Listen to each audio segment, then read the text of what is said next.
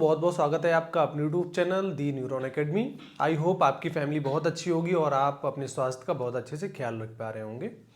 तो जैसा कि आप हमारे चैनल पे अलग अलग तरीके की वीडियो देखते रहते हैं, आप हेल्थ से रिलेटेड वीडियो देखते हैं, मेडिसिन से रिलेटेड वीडियो देखते हैं, एलोपैथिक मेडिसिन से भी बनाते हैं, हम आयुर्वेदिक मेडिसिन से भी बनाते हैं, होम्योपैथिक मेडिसिन से बनाते हैं।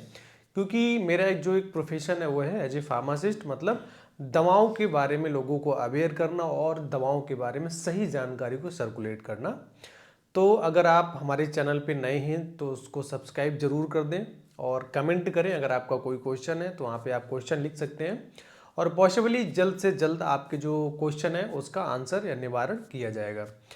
तो हम आज डिस्कस करेंगे एक नई दवा के बारे में, और जो कि हमारी मेडिसिन है वो एलोपैथिक सिस्टम से बिलोंग करती है। ठीक है, अंग्रेजी दवा के बारे में बात करेंगे, एलोपैथिक मेडिसिन की बात करेंगे, और जो आज का मेडिसिन है बहुत इंपॉर्टेंट है। ऐसे तो दवाइयाँ सभी इंपॉर्टेंट होती हैं। अगर आपको बहुत सीवियर पेन हो रहा है या फिर कोई बीमारी आ गई है, कोई पैथोजेनिक अटैक है, तो अगर उस कंडीशंस में आपको दवाई ना दी जाए तो आपकी डेथ भी हो सकती है या फिर सीवियर कॉम्प्लिकेशंस आपके बॉडी में आ सकते हैं।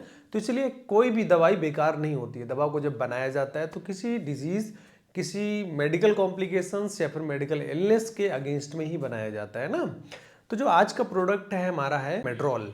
मेड्रोल टैबलेट की बात करेंगे। अगर हम मेड्रोल टैबलेट की बात करेंगे, जैसा कि आप देख रहे हैं डिस्प्ले पे, इसका स्टेप देख रहे हैं। अगर हम इसके मैन्युफैक्चर की बात करें तो फीजर या फिर फाइजर इसका मैन्युफैक्चरर। अगर हम इसकी डोज की बात करें तो आपको 4 mg में मिल जाएगा और 8 mg मिल जाएगा और 16 mg मतलब 2 mg में मतलब 4 mg में मिल जाएगा आपको, 8 mg में मिल जाएगा, या फिर हम 16 mg में भी इसको ले सकते हैं। हम यहाँ पे टैबलेट की बात कर रहे हैं और आपको बहुत अच्छे से पता है टैबलेट हम ओनली ओरल फॉर्म में लेते हैं, मतलब मुंह से खाने की बात कर रहे हैं, ओरल डोजेस फॉर्म की बात कर रहे हैं। अगर हम इसकी बात करें मेड्रोल की, जो मार्केट प्राइस है 4 mg टैबलेट का, वो आपका 10 टैबलेट का लगभग आपका 48 रुपए में आपको 10 टैबलेट इसकी मिल जाती हैं। अब हम थोड़ा समझ लेते हैं कि इसके अंदर कौन सा साल्ट होता है ना। जब भी हम किसी दवा के बारे में पढ़ते हैं, कोई मार्केट का प्रोडक्ट होता है, तो हमारे एक मन में क्यूरियोसिटी होनी चाहिए, एक जानने की इच्छा होनी चाहिए कि भाई इसके अंदर कौन सा मॉलिक्यूल पड़ा है। अगर आप पढ़े लिखे हो तब भी सही, अगर आप पढ़े लिखे नहीं हो तब भी थोड़ा सा आपको जानकारी होनी चाहिए।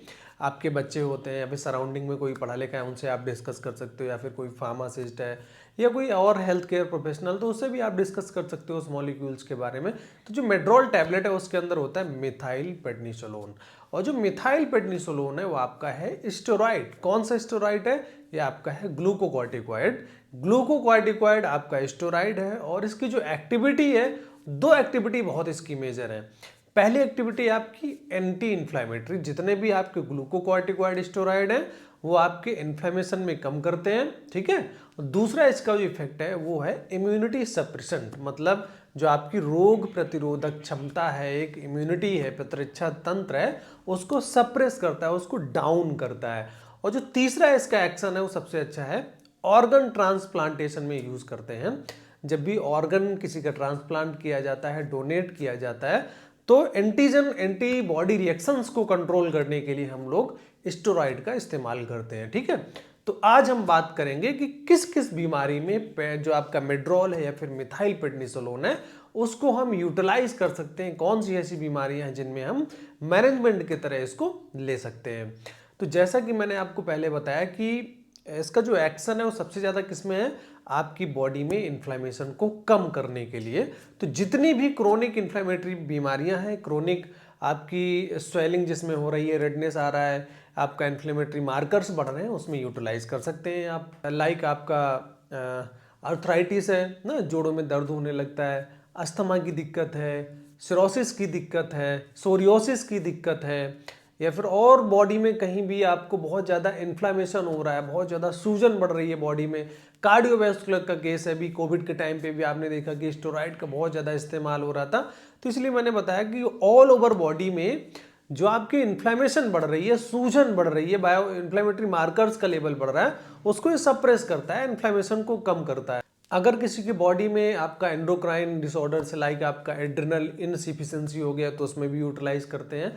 दूसरा यूज मैंने बताया कि आपकी इम्यूनिटी को सप्रेस करता है।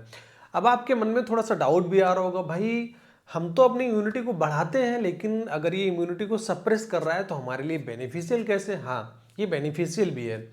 बहुत सारी बीमारियां ऐसी होती हैं जिसमें हमारी इम्यूनिटी बहुत ज़्यादा इंक्रीज कर जाती है, जिसको हम ऑटो इम्यून डिसऑर्डर भी बोलते हैं, लाइक आपका रोमेटिक अर्थराइटिस है, ठीक है। तो ऐसी बीमारियों के केस में हम उसको यूटिलाइज करते हैं, जो हमारी एक्सेसिव इम्यूनिटी राइज हो जाती है, बढ़ जाती है, तो उसको हम नॉर्मल करते हैं, एक लेवल पे लाते हैं। तो उस केस में भी हम मिथाइल प्रेडनिसोलोन का फिर और जो हमारे ग्लूकोकॉर्टिकॉइड्स हैं तो उनको यूटिलाइज कर सकते हैं। तो आई होप आपको समझ में आ गया होगा कि इम्यूनिटी को कैसे सप्रेस कर रहा है और इन्फ्लेमेशन को कहाँ पे कम कर रहा है। अब बात करें कि इसके लेने से आपको क्या दुष्प्रभाव हो सकते हैं, साइड इफेक्ट हो सकते हैं। देखो, जो भी दवाइयाँ हैं आपकी, आपको अपने फार्मासिस्ट या फिर डॉक्टर के निगरानी में ही लेना है। अगर आप सेल्फ मेडिकेशन करेंगे, खुद से दवाइयाँ लेना चालू करेंगे, तो आपको बहुत सीवियर टॉक्सिटी मिलेगी वहाँ पे, जो कि आपके वाइटल ऑर्गन्स में प्रॉब्लम कर सकता है।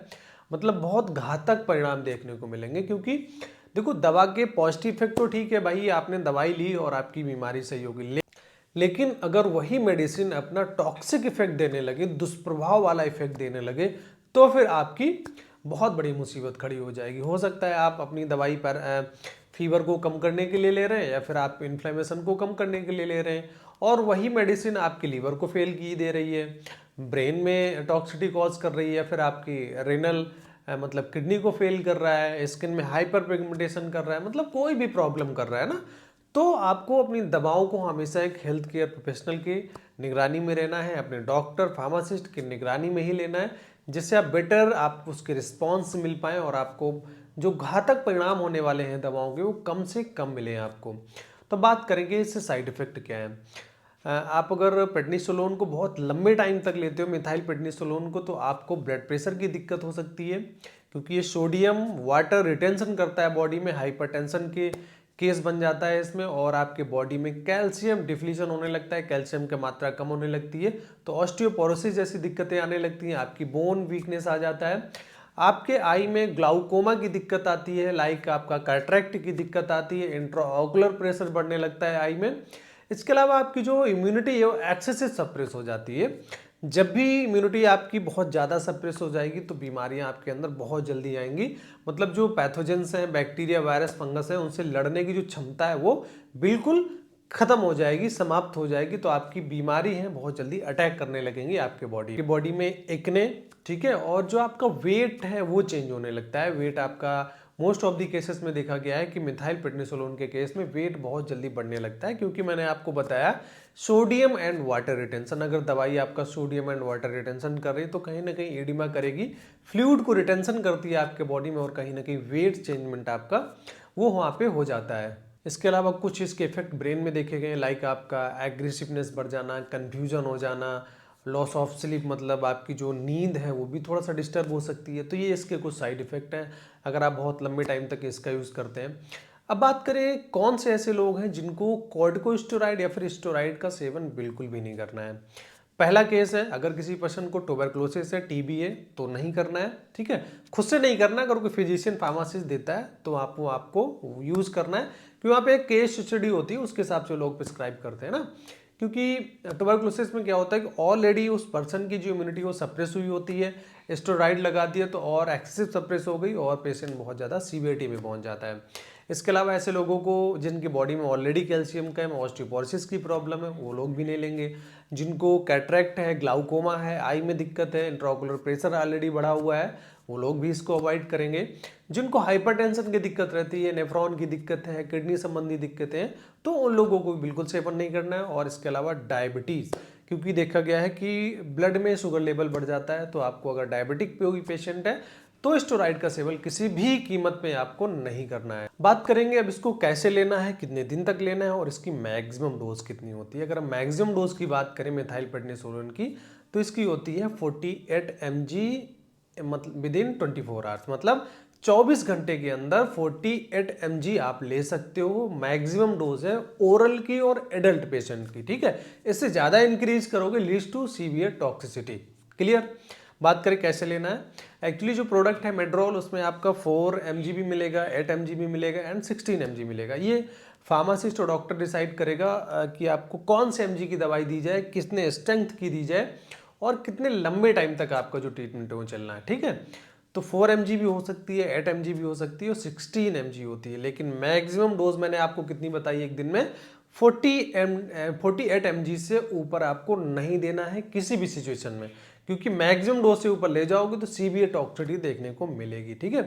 तो समटाइम्स क्या होता है, ये आपका वेरी करता है case to case, patient to patient की सीवियरिटी कितनी जा रही, क्या सिचुएशन है, हमारा क्या क्लिनिकल केस बनना है। अगर 4 mg है तो समटाइम हम बीडी चला देते हैं, दिन में 2 बार चला देते हैं, फिर ओनली मतलब मॉर्निंग आफ्टर मील हम चला देते हैं, कभी कभी हम दिन में 3 बार भी देना पड़ सकता है ना।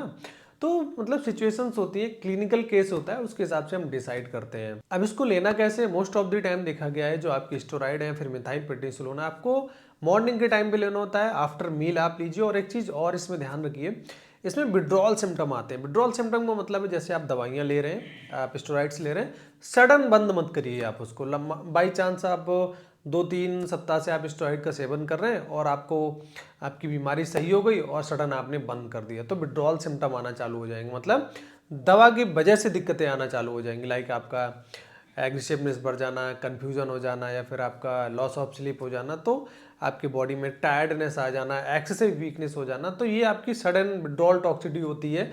तो आपको क्या करना है उस केस में, उस डोज की जो आपकी मेडिसिन है उसकी डोज को ग्रेजुअली कम करना है, धीरे धीरे कम करते करते आपको वहाँ पे एंड कर देना है। सडन विड्रॉल नहीं करना है हमें किसी भी थेरेपी में अपनी मिथाइल प्रेडनिसोलोन को, अदरवाइज आपकी टॉक्सिसिटी प्रोड्यूस कर सकती है। और एक चीज़ और याद रखना है, आप प्रयास करोगे कि मोर देन 1 वीक यूज़ मत करिए। आपको चलाना है तो लगभग वन वीक तक, 1 सप्ताह तक चलाइए। इसके ज़्यादा आप एक्सटेंड करें, इससे ज़्यादा आप एक्सटेंड करेंगे थोड़ी सी टॉक्सिसिटी के चांस बढ़ जाते हैं, क्योंकि मैंने बताया इम्यूनिटी सप्रेशन मेडिसिन है ये लेना है। अगर आप मिथाइल प्रेडनिसोलोन का यूज़ कर रहे हैं तो मिफिप्रिस्टोन साथ में नहीं लेना है, साइक्लोस्पोरिन नहीं लेना है, एजाथियोप्रिन ये मेडिसिन आपको नहीं लेनी। अगर आप ये दवाइयाँ साथ में लेते हो तो ब्लीडिंग के चांस बढ़ जाते हैं। तो जितनी भी कॉन्ट्राइंडिकेशंस में मेडिसिन से ड्रग इंट्रैक्शंस की पॉसिबिलिटी बन जाती है, तो इन दवाओं का साथ में सेवन बिल्कुल भी नहीं करना है।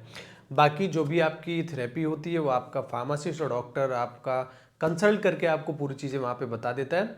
तो आपको मिथाइल प्रेडनिसोलोन के बारे में अगर कोई जानकारी है जो हमने नहीं बताई तो हमें कमेंट सेक्शन में आप बता सकते हैं। तो हम आशा करते हैं कि आपकी वीडियो अच्छा लगा होगा, समझ में आया होगा। अगर फिर भी आपका कोई क्वेश्चन है तो most welcome in my comment section.